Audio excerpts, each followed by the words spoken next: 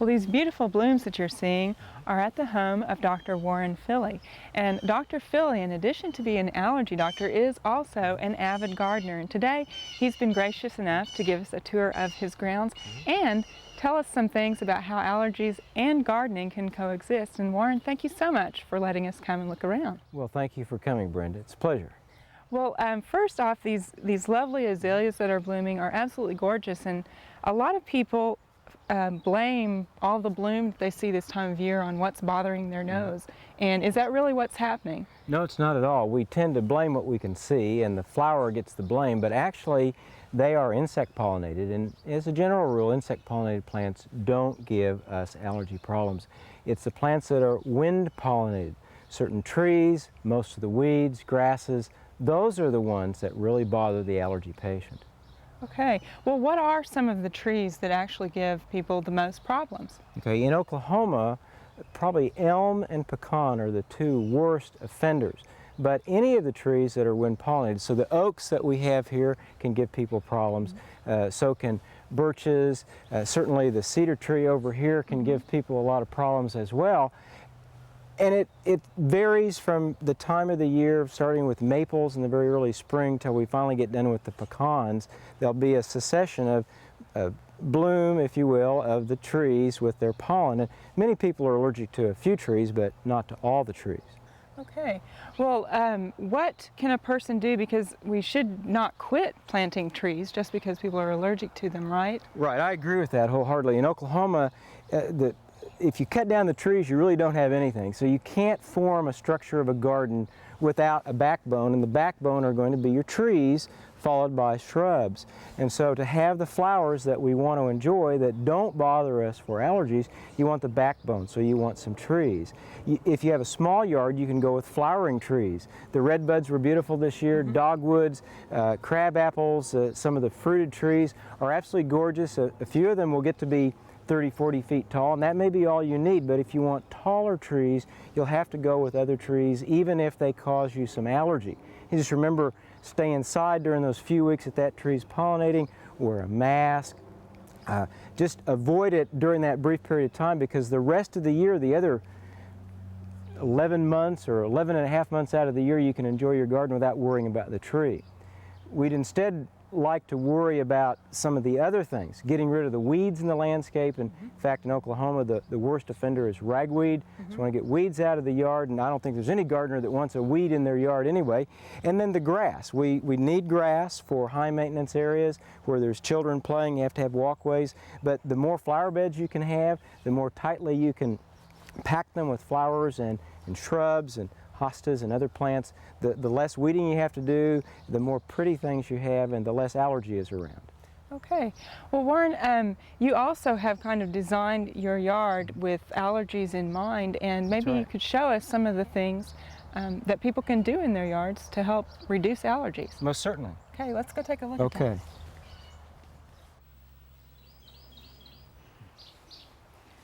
So Warren, what are some of the things that a person can do to reduce some of the allergens in their yard and their landscape?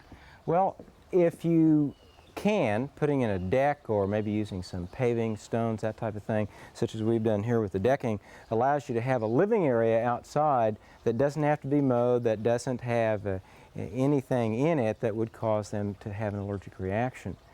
You can also plant a lot of pretty flowers in pots to make it look attractive. You can use ground covers. For example, here's a ground cover that we've used around the tree, and this never has to be mowed. Of course, it's not walked on either. There's a lot of ground covers out front and in the backyard as well that allow me to plant around things such as trees without having to get in there and mow all the time and disturb both the grass pollen and the mold that comes up when you do a lot of mowing or disturbing of the soil. Now, we need some grassy areas. That's right. For high traffic and to play if you have children and stuff like that. So how should a person, what can they do when they have grass that they need to maintain and mow? Right. Those individuals need to look at it as the way we look at it from a physician standpoint. There are really just basically three ways to treat an allergic problem: avoidance, medicines, and the allergy shots or immunotherapy. Avoidance keys in with the use of either having somebody else mow the grass for you, hiring a service to do it, or wearing a mask, putting a barrier, a protector between you and what you're being exposed to. And I've got some examples of that.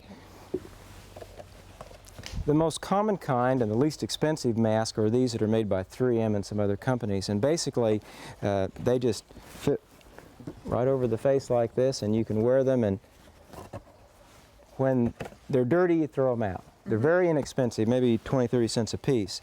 The trick is that the mask has to fit your face, and if your face is too small, if you're a child, and any of the air comes around the mask, you might as well not use it. So there are more expensive masks that work quite nicely. This is one that I use when I mow, and I do mow. You put this on, and it completely covers your mouth and your nose and eliminates your exposure from the pollen. We also have people wear gloves, and I probably go through 4 or 5 pair of leather gloves a year. I do a lot of digging in the dirt, and this keeps your hands clean, keeps the pollen such off of those, keeps the mold off of them as well. And then that's all part of avoidance. Another thing you can do when you get inside from mowing is to get yourself cleaned up, put those clothes in the washing machine, take a shower, get it all out of your hair, get it out of your nose, clean all that out, maybe use some salt water to rinse out the nose to get whatever pollen has stuck in there out right away. And we also advise people to use medications. You can get antihistamines either over the counter or from your physician, and that helps a great deal, particularly if you take it before you go out and do your mowing or your yard work. Many people get sedated with certain kinds of over-the-counter ones, so there are now new non-sedating ones that you won't fall asleep on the mower, for example. And you can also use nose sprays. There are some available over the counter, and then prescription steroid sprays that go up the nose and prevent the allergic reaction from occurring, so they can do that. And then in the most severe cases, we treat people with the allergy shots or immunotherapy, so they become immune, if you will, to the allergens. And if that works well for them, they may not even need medicines. They go out and enjoy the outdoors and do their gardening and not worry. Well, good. Now, you've been talking about mowing, and are there some ways that you can actually mow that will help reduce the allergens that the grass? You need to keep your grass mowed short and often. As you well know, you can't let it grow too long. It damages the grass when you mow it when it's real long. And plus, if it grows tall, particularly the Bermuda grass, will pollinate. And then when you're mowing, you're stirring all that pollen around. If maybe every 3, 4, 5 days, depending on how fast it's growing, but you need to get out there and keep it trimmed low. So really, a good horticultural practice is also good for us. Yes, you're right, Brenda.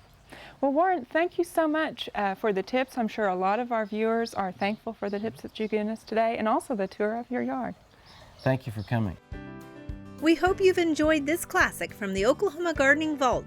Remember, even though these tips and techniques are timeless, there's always something new to learn in the world of gardening.